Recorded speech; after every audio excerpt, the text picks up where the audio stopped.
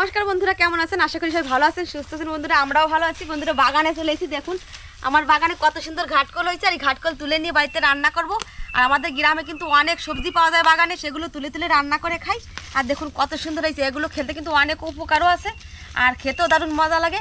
এগুলো আজকে বাড়িতে তুলে নিয়ে রান্না করে খাবো। রান্না করার পরেই তো বন্ধুরা দেখুন বাগানে প্রচুর পরিমাণে হয়েছে আমাদের, মাঝে মধ্যে আমরা এগুলো তুলে তুলে খাই। দেখুন কতগুলো তুলে ফেলেছি একবারেই, অনেকগুলো তোলা হয়ে গেছে, পাতা ডগা সবকিছুই খাওয়া যায়। বন্ধুরা আমার ঘাটকল তোলা হয়ে গেছে, এবার বাড়িতে চলে যাব। বন্ধুরা একবারে পুকুর থেকে ধুয়ে নিয়ে যাবো বাড়িতে। আর আমাদের পুকুরে কত সুন্দর ঘাট, আমরা এই ঘাটে এই কাজ করি সবসময়।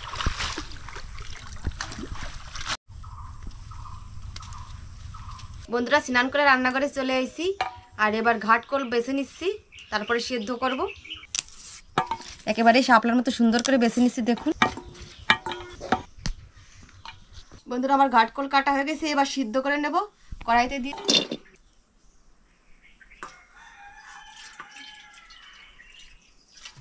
এবার কড়াইতে জলও দিয়ে দেবো, ঢাকা দিয়ে দেবো। ঘাটকলের ডগা সিদ্ধ হতে হতে আমি মশলাগুলো তৈরি করে নেব। বন্ধুরা আমার সব রকম মশলা রেডি করা হয়ে গেছে, তো দেখুন কত সুন্দর তৈরি করে নিচ্ছি মশলাগুলো। কালো জিরে, সাদা সরিষা, কালো সরিষা, পেঁয়াজ, রসুন, কাঁচামরিচ আর শুকনো মরিচ একসাথে রেডি করে নিচ্ছি। এর সাথে লবণ দিয়ে দেবো। আমার ঘাটকলের ডগা সেদ্ধ হয়ে গেছে, এবার নামাই নেব। শুকনো মরিচ ভেজে নেব, হালকা তেল দিয়ে দেবো।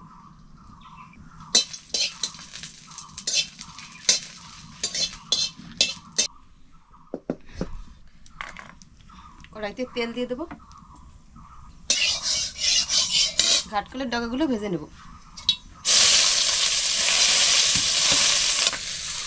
লবণ হলুদ দিয়ে দেবো।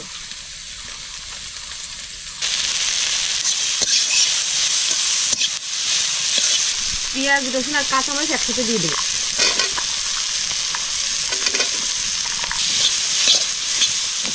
একসাথে শুকনো মশলাগুলো বেটে নিচ্ছি। শুকনো মরিচ, কালো জিরা, সাদা সরিষা, কালো সরিষা, শুকনো মরিচ একসাথে বেটে নিচ্ছি।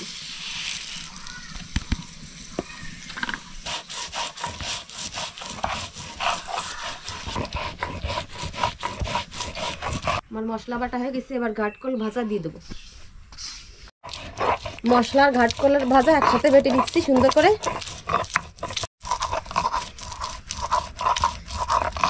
তো বন্ধুরা আমার ঘাটকলের ভর্তা হয়ে গেছে।